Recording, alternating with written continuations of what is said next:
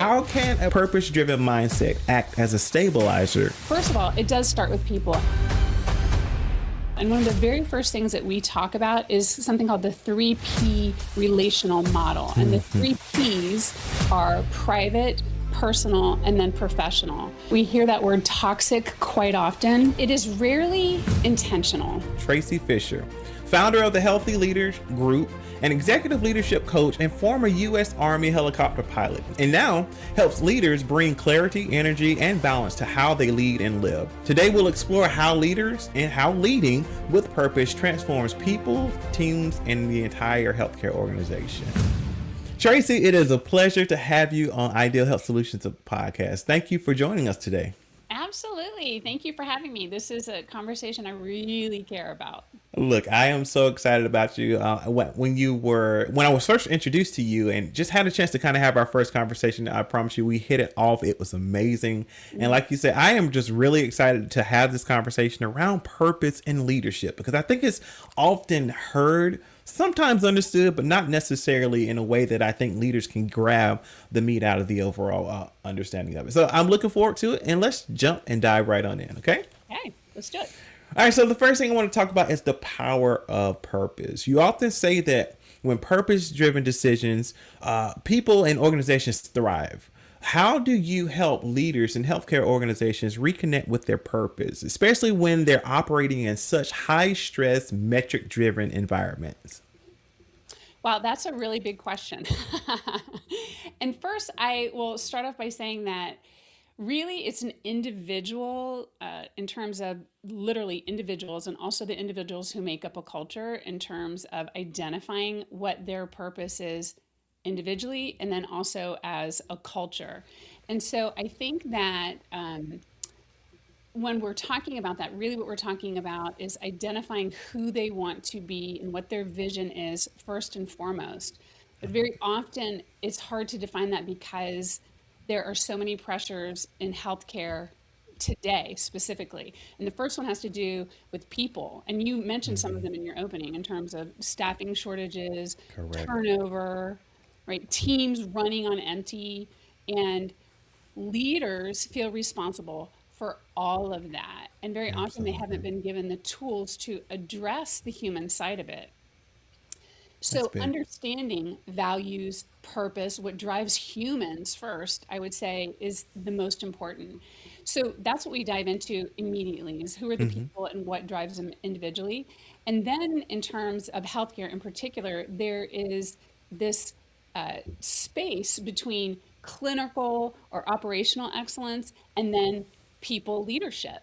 So Absolutely. your audience, we know that they are all incredibly competent at what they are doing technically. And then often leading people, especially through constant change and pressure, is a totally different skill set. And many people have not been explicitly taught it. And so I think part of that leadership teaching and understanding that gap between operational excellence and individuals and the leadership piece is really important. And then, and, and if we can identify the individual and the team culture and values together, then I think we can hit both of those pressures pretty quickly.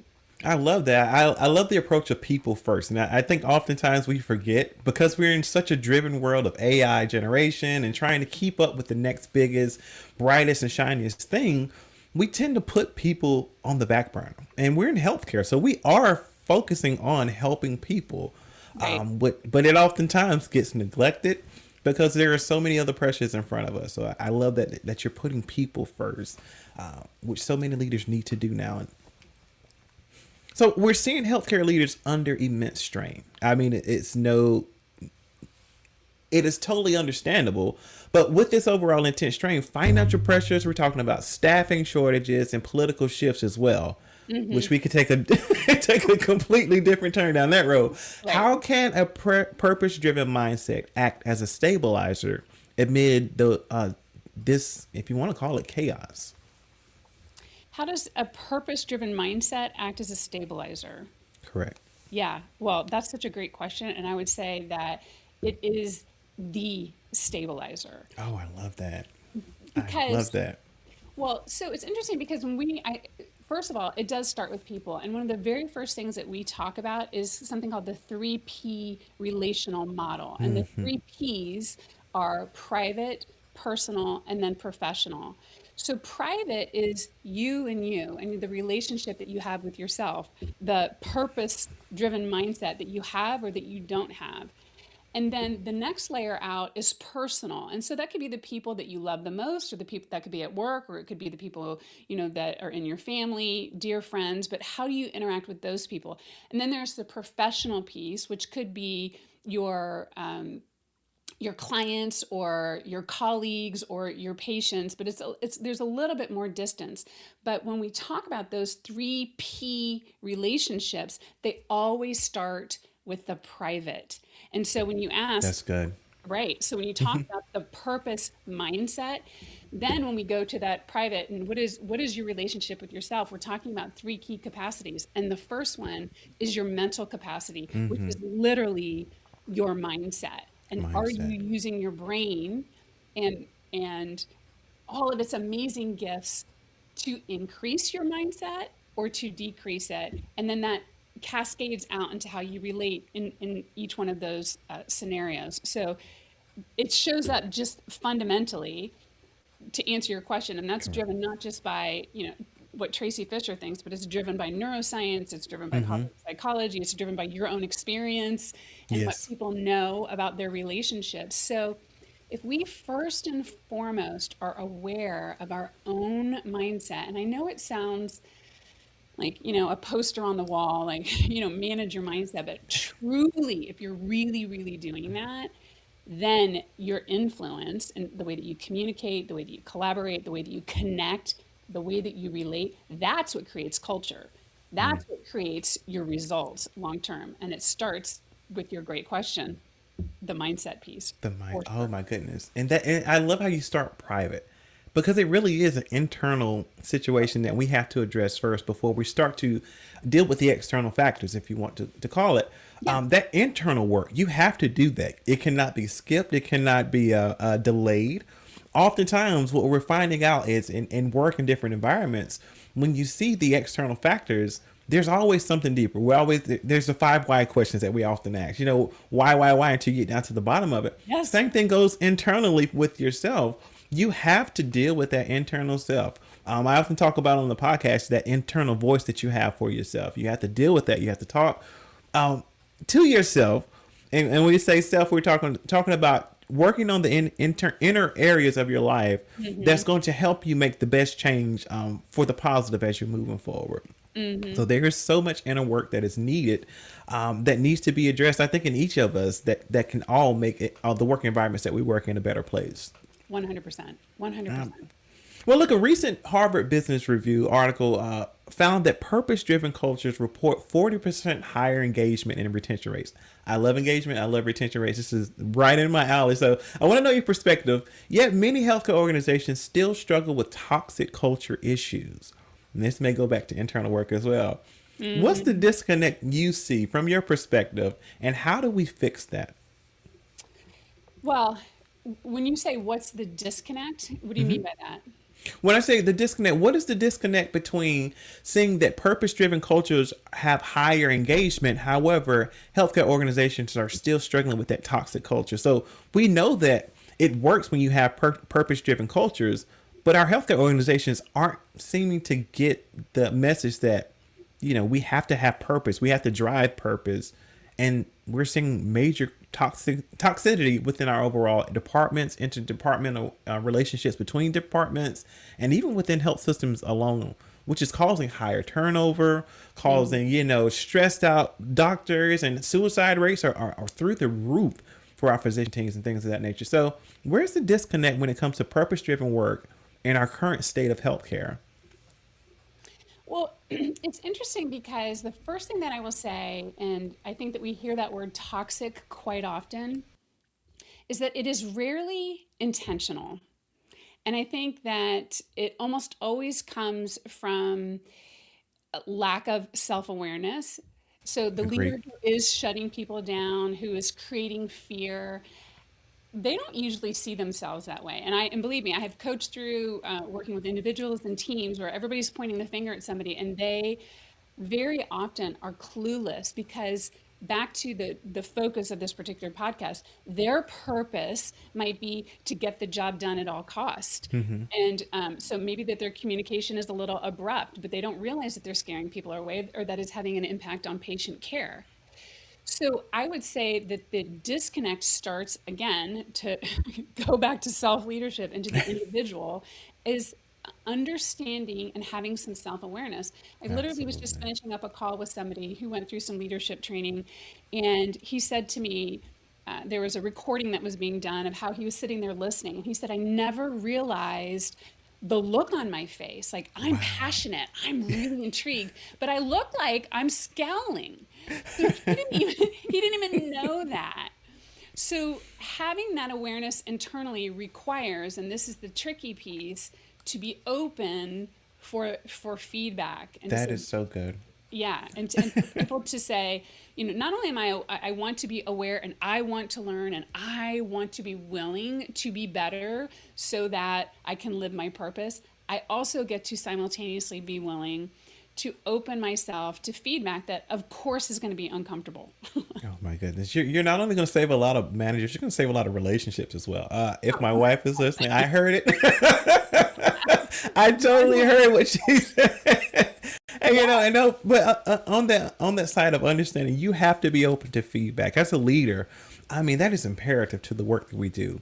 As leaders that are working with patients, I would say care for the caregivers. If we're providing better care for our employees, they're going to provide better care for our patients and our communities as well. Hmm. And it comes from that open feedback, that two-way street. 360-degree feedback is often what we hear often in healthcare, Hmm. ensuring that everyone has an opportunity to speak on how I perceive your work, how I perceive your overall communication style, and how that actually affects the work that I do as well.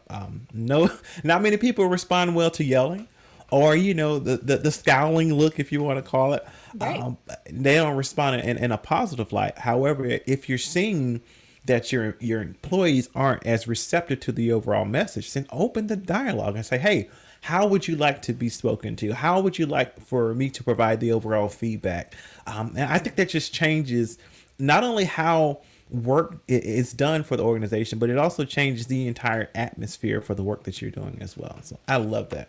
And I think you're keying into something that's really, really important is asking that very simple question. How would you like to receive this? And again, I was coaching with someone earlier this morning who was in Mm-hmm. healthcare, neonatal, and he was talking about the huddle Mm.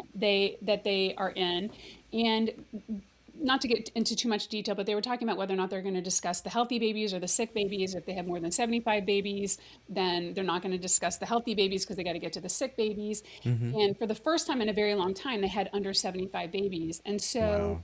because they hadn't been discussing the healthy babies, this was a little mini crossroad where they had to decide if they were going to discuss the babies and they're in the healthy babies in this Mm-hmm. huddle. And he said, hey, let's just pause here. This is the way we've been doing things. Are we going to continue? Do we want to talk about the healthy babies? And someone said, who cares? Like, let's just go on. Let's just keep doing what we do. We don't need to discuss them.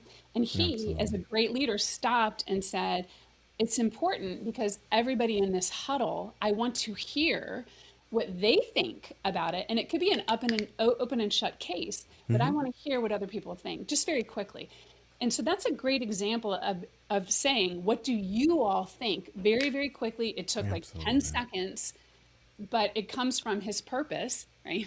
His Yeah. value of creating psychological safety, of creating trust. And he just did it very naturally, but it's a great example of what you're talking about in terms of asking other people and being open to it.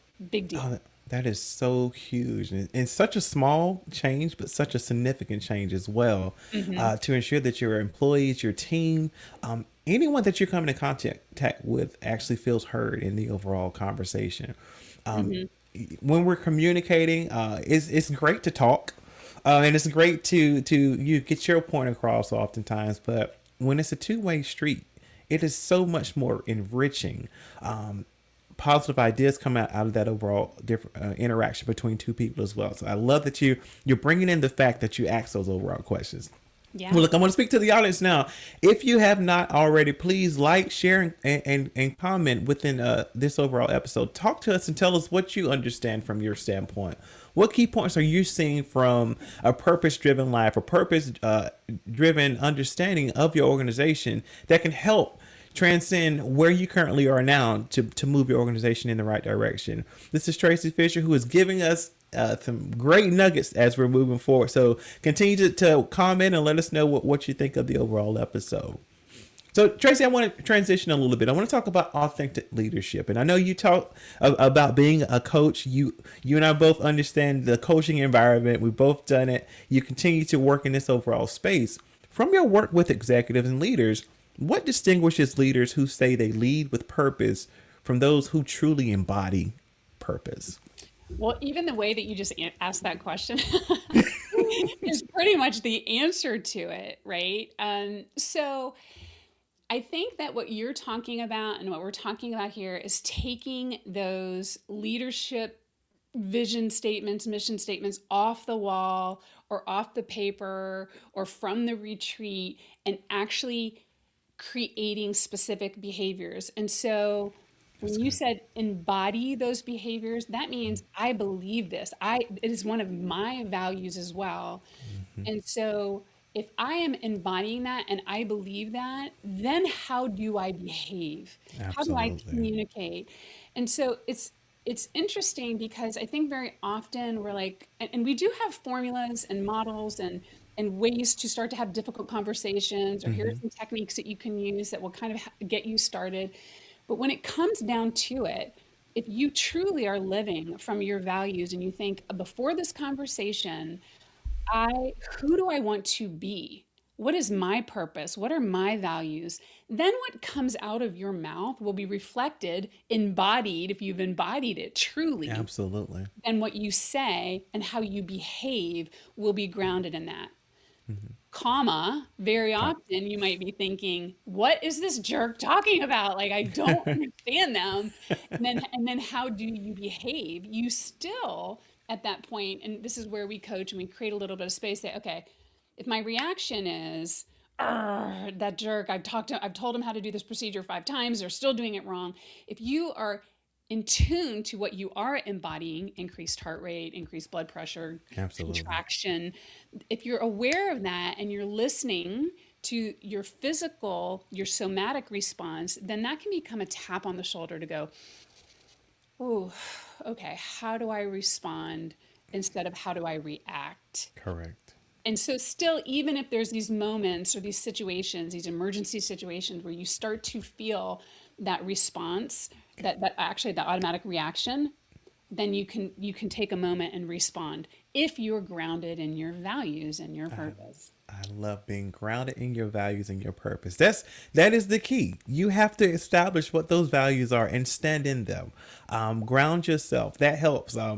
Oftentimes, myself as a leader, I've learned to understand what my values are, and if they don't align with the overall organization, you'll see some some rubbing of the rocks, if you want to call it. But it is important to have that grounded understanding of where you are. I love how you say you can reset, and during those overall incidences, they're going to happen. You're going to have a coworker that's going to irritate the stew out of you. You're going to have someone that's just going to just rub you the wrong way. You're going to have conversations that are going to be difficult. So you prepare yourself by understanding what your values are, how you are going to stand in those particular difficult moments. I always tell my children, I have a 5-year-old and a 3-year-old. I'm training them on how to deal with difficult moments. We don't win every day. I totally understand that. That's beautiful. I love that you're doing that. Yeah. So in those moments, okay, how do you want to respond? Give yourself space. See, both Traci and I were both were trained as coaches. So my mind automatically goes to coaching, training. How can I help in this overall moment? So how do we respond in these difficult situations? How do I respond to that coworker that I just don't mesh well with?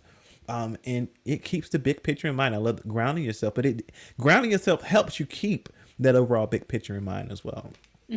And This is a the thing that I'll add to that is to I'm very much a model person. I like to do things in three so that I can hmm remember it, so that the people that I'm working with can go, okay, what were those three things? So when we if we could rewind to the private, personal, professional, and we're talking now yes. about private, really what we're talking about are three key capacities.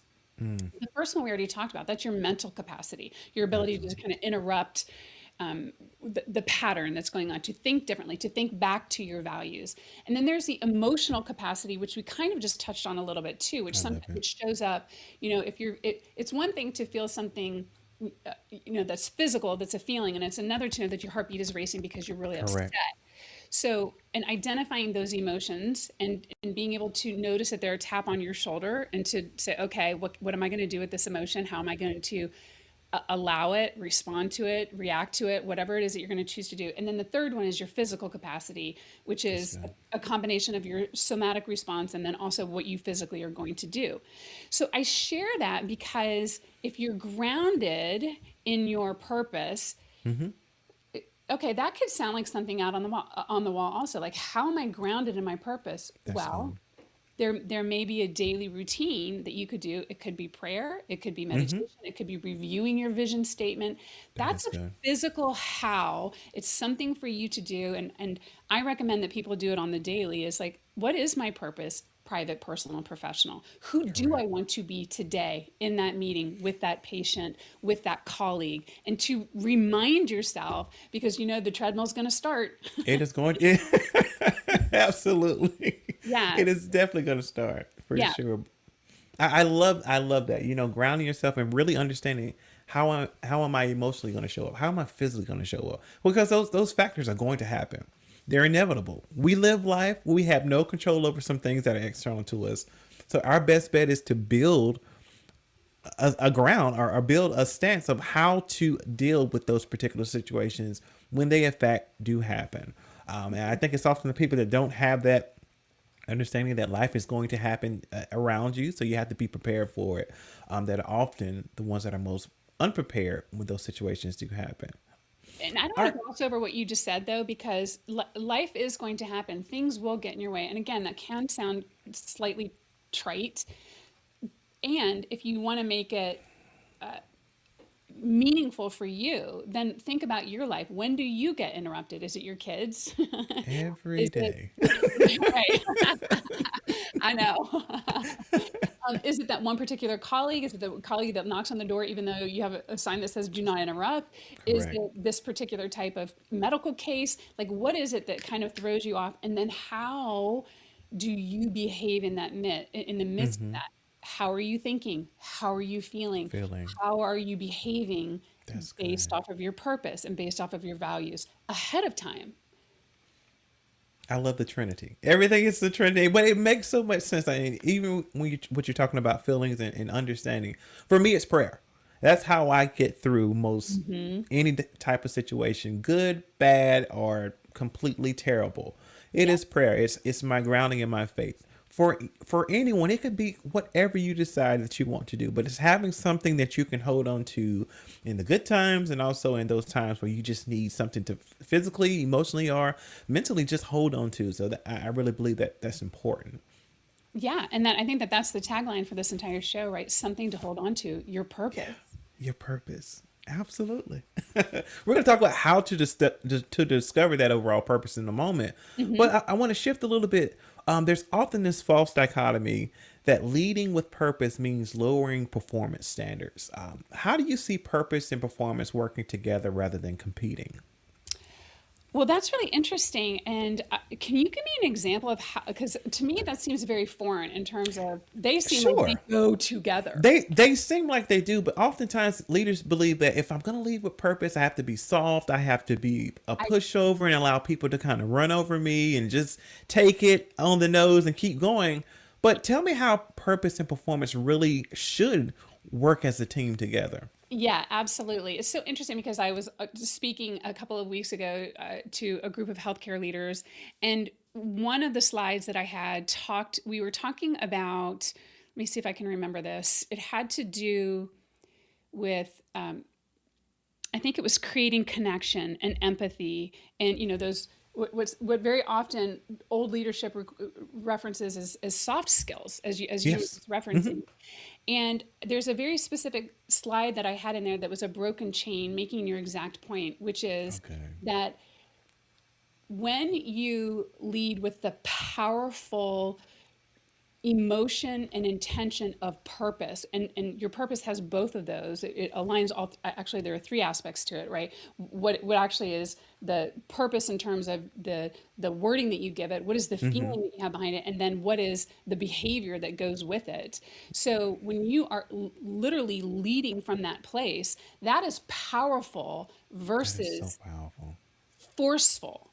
And so I think Oh, that I that's like what we're that. talking about when we say when I have to be forceful to get people to perform. I have to, crack the whip. I have to tell them Correct. what to do. I have to be on them all the time. I'm not disregarding that there are people who don't follow rules, or that there are people that you need to um, respond to and that you need to have performance evaluations with.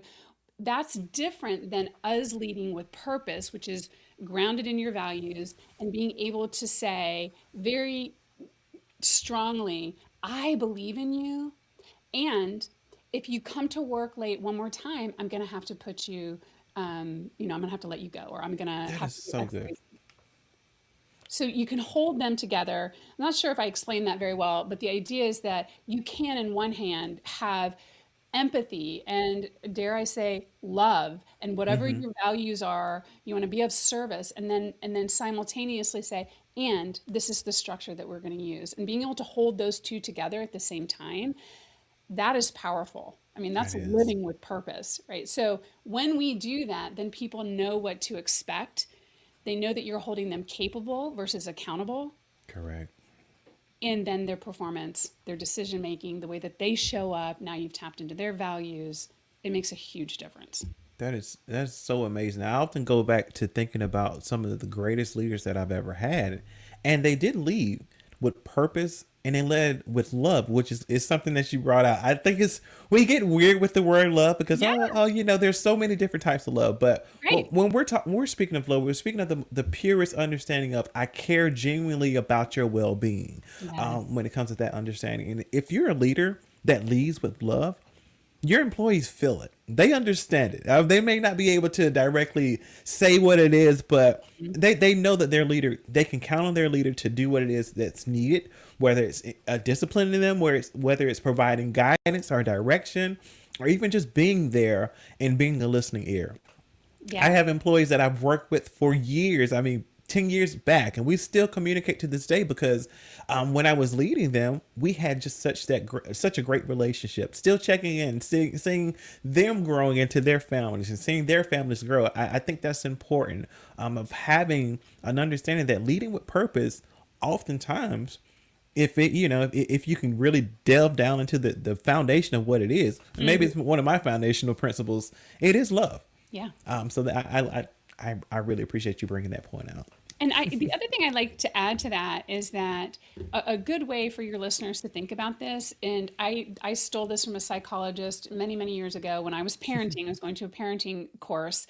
And it's this idea that when you are leading, whether it's your family or your community or in a professional setting, that you can think of it as a song. And so a Mm-hmm. song has a tune, and then it also has words to it.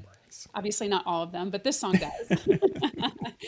And so the tune is purpose based. It's Correct. love, it's respect, it's empathy, it's how I feel about you, it's the connection piece, which is separate and distinct from Mm-hmm. the words. They go together to make a great song. They do. And that's one way to think about, if you have a song that's performing well, that means that I have this connection with you, and I have been very clear about the standards and the systems and the expectations and your roles and your responsibilities. And I'm being very clear about those while also singing this tune of, and I care about you. Oh, I love that. You're speaking to a musician, so that analogy just spoke directly to my heart. I love it. You That can, is so good. right, right. You know me so well, you know. That's good. So, shifting gears just one more time for those listening who may feel disconnected from their overall purpose. Mm. Maybe they're mid-career or burnout or just unsure about what's next. what's one exercise or mindset shift that can help them start realigning towards their overall purpose? That's a great question. So I will start with the idea of just relax for a moment. That's a big question. And to come at it from a space of knowing that you already own, you already have, you're already capable enough to answer that question at the right time, and that you have been born with, have trained, have learned different skills that really speak to you. And Mm-hmm. to let that settle for just a moment and to kind of take a deep breath and into that and not force it necessarily, but to just give yourself a little break. And the reason I share that right now is because when we are asking people to define their vision, private, personally, and professionally, it needs to come from a space of love, from a space Mm-hmm. of openness, a space of, oh, if I could have something, really, what would it be? And to Mm-hmm. get into that space means to get off of the treadmill and to Absolutely. not be on like, okay, what is my purpose? What do I need to do next? What do I like? That's not going to generate a great answer, and it's not fun Not either. at all. So I would say that just to start off with is to just kind of relax a little bit around it and let this answer evolve for you. In terms of the exercise, I use those same three relational segments in terms of private, personal, and professional. Mm-hmm. And in the Healthy Leader Inner Circle, we go through different exercises and meditations will help people kind of get into that state. Um, or I just ask questions if I'm coaching them. And the idea is that when all is said and done, and when you look back on your life, Mm-hmm. what would you want to say about who you were and how you showed up in your That's life, good. in your private relationship, and how you experienced the most out of life? Like, what made it a great life for you? Secondly, what made you a great partner, mother, father, person to be with? Why were you so good at that? That's And then good. finally, professionally, what do people say about you at your retirement party? All the way from the people who, are helping keep the floors clean to Mm-hmm. your patients to CEOs. What are they saying about you that makes you feel really good? And if you can identify those from a place of your purpose, Yes. from there, you can say, huh, this job might match, or that position might match, or does this match? And you can go from there. But I personally feel like if we don't start from there, that we can start going at different positions and maybe they'll kind of match. Mm-hmm. And maybe sometimes we choose those positions intentionally for the finances, for the situation, for the environment, for the demographics, whatever. But if you really do know your own purpose and your own vision and your own values in those key relational areas, then then you can begin to really understand who you want to be and where you want to go. That is amazing. I love how you started off with just saying, just pause for a second. We get into the bustle of life and the hustle and bustle of life. I was telling my wife earlier today, as I was washing dishes, I saw myself just moving really, really fast. And I saw a video on Facebook talking about this. It said, why am I rushing to wash the dishes? I brushed my teeth and I'm brushing really, really fast. And I'm like, why am I going so fast? Like, what is the rush? And oftentimes we are in this rush to just get nowhere fast, honestly. Well said.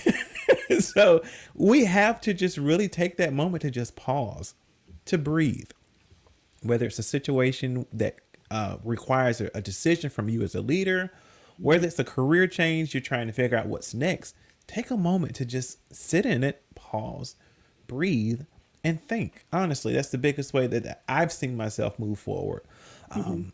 And then allow those moments to kind of happen. Allow the purpose to be identified as time goes along. There's another thing that you said about time. It's not going to happen overnight. Mm-mm. I was talking about John Graham's podcast, which we released yesterday. Mhm. It's not going to happen overnight. John said his transition took him 7 years to kind of transition and say, I'm going to be a better person. So it Mm. may take you some time. So be okay with there being some space in between making the decision to move forward and the actual transition and change to happen. I think those are two main key points to kind of to pull out from what you just said, allowing yourself to pause Hmm. and being okay with the time that it's going to take for you to get better and to move forward. That's Yeah. beautiful. That is Yeah, beautiful. absolutely. Listen, I only have one more question, then I want to learn all about what's coming up for you, Tracy. My Hmm. final question is, how can leaders cultivate purpose driven teams that not only thrive at work, but carry that same sense of meaning into their lives and communities? Yeah. So I think this entire podcast, we've just talked about how to do that. And True. And I will again share that it does start with the individual leader. You asked that question about embodying. What are you embodying? How are you literally showing up? Are you pretending to have the right behavior, or is the behavior coming from your purpose and from how you want to be and who you want to be? And so that's first and foremost. Is it's 100% starts at the top with all of your Absolutely. leaders, with the board, with the people on the leadership team, with your directors, that each one of them takes personal responsibility for their individual health, energy, and performance, hands down, and that's something that they do daily and that they support one another in it. So that's the beginning and it's the That's good. foundation. It's like the base. We're Mm-hmm. talking about people, connecting with people, and so we're talking at an individual level. And then as you begin to know what your purpose is and you are behaving from that, then I would say that there are three key behaviors. We like to say that culture is values plus behavior. Mm-hmm. And the three That's good. blocks of behaviors that we use in terms of performance evaluations, or okay, we have this big problem in this one department, it's gonna fall under one of these three, and it's either communication, which is many ways that we can communicate. It's not just That's how we're huge one talking. there. Right. Yeah. It's not just how we're talking, it's how we're emailing. It's are we saying, hey, how are you doing in the hallway to Correct. one another? It's our stance, it's the tone of our voice, all of those things. So there's the That's good. communication piece. The second one has to do with connection. And again, that could sound like one of those quote unquote soft skills, but it's how do people feel around you? Is there Mm-hmm. psychological safety around you? Do they That's trust good. that you're not going to jump down their throat? Do they trust that you're going to take what they're saying at face value, even if you can't do anything about it right now? So, how do you feel and how do other people feel Mm-hmm. when you are around them, including patients? That's good.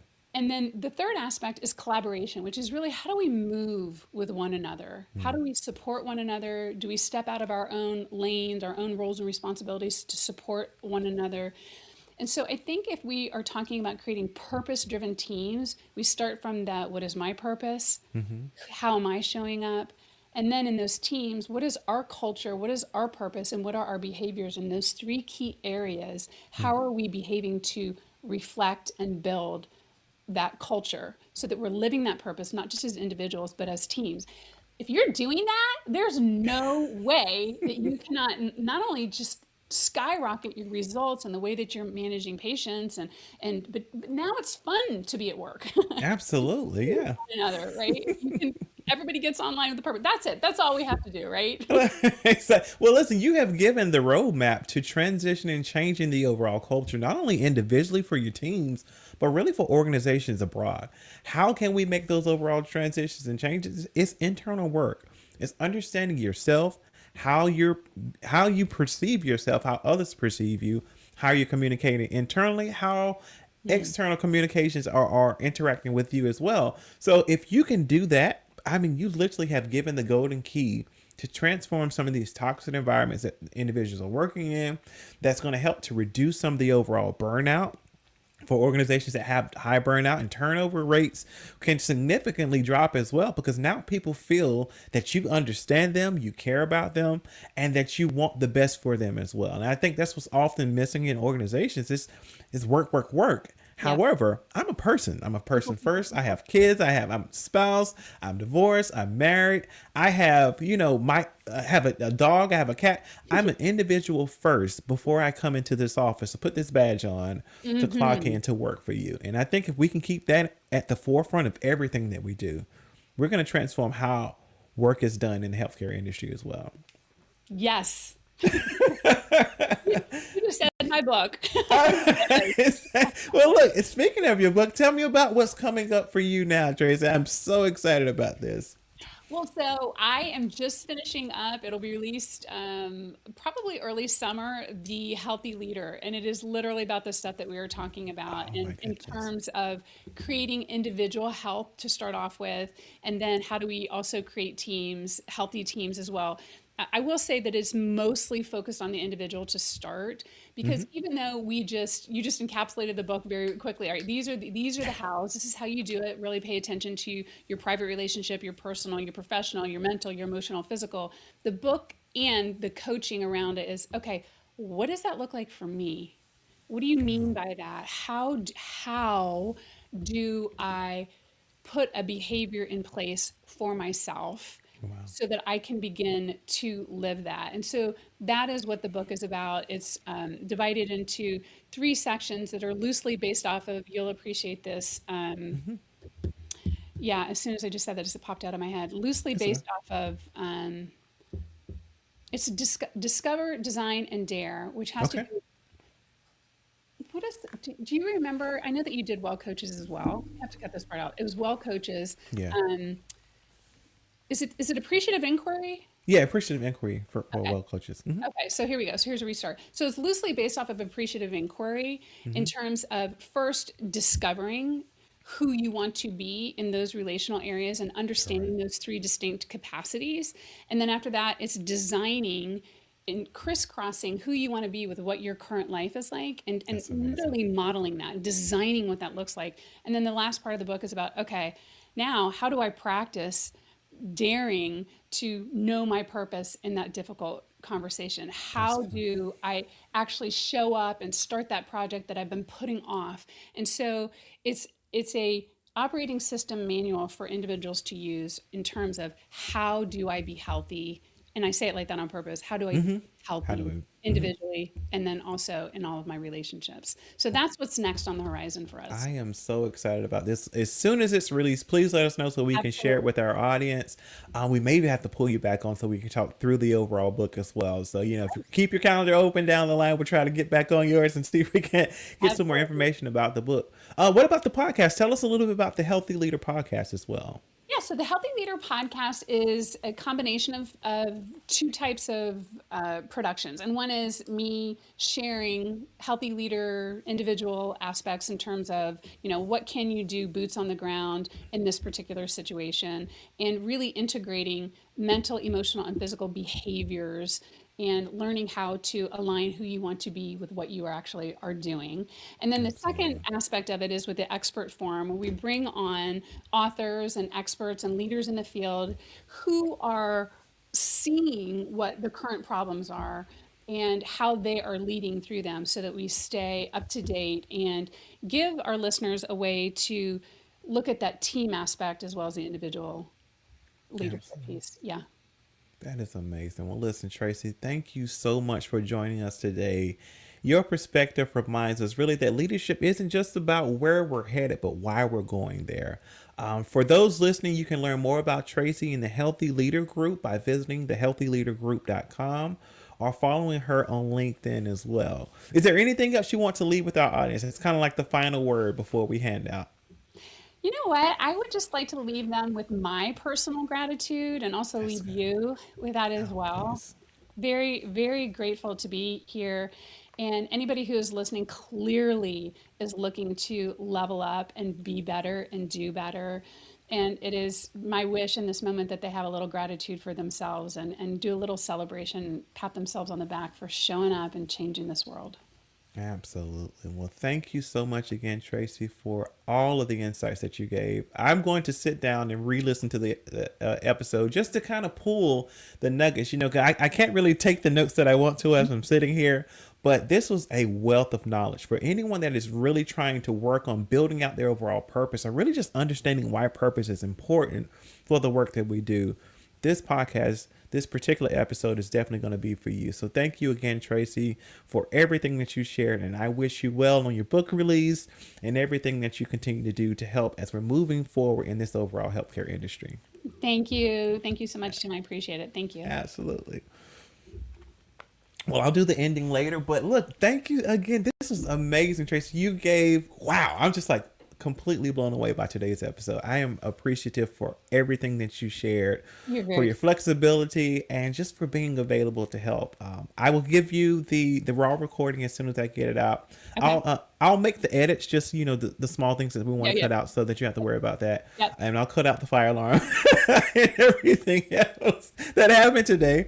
But please, if there is anything that I can do both now or even in the future, I am at your disposal. And please just let me know how I can help. Okay. Absolutely. I want to share with you something that I think is very useful for your podcast and that I don't think that we covered in terms of this, which is when we're doing individual coaching, the very first step, I've got 6 key steps. The very first one is to do that vision and to make sure that things are grounded in their vision and their values. So that's how important I think that purpose is. And I think that you and I are 100% in agreement with that. Absolutely. Yeah. I'll cut that in too, so that we can definitely provide that If it information, that works. knowledge. Yeah. Yeah, if it works. Absolutely. Yeah. Well, bless you for doing all of this. That's a lot of editing. Yeah. It works out, when the girls asleep, I have a chance to kind of just sit down and pause for a moment and allow things to kind of happen as we talked about today. But I really do enjoy it. And I'm learning a lot, I will say. I bet. So it's fun to do. All right, that's a wrap for today's episode of Ideal Health Solutions, the podcast. I'm Dr. Timothy Brown, and I want to leave you with this one thought. When purpose drives leadership, innovation and compassion follow naturally. If today's episode inspired you, share it with your colleague or a leader who could use a reminder of their why. And be sure to follow us on LinkedIn for upcoming episodes and conversations with change makers shaping the future of healthcare. Until next time, stay purposeful and lead well.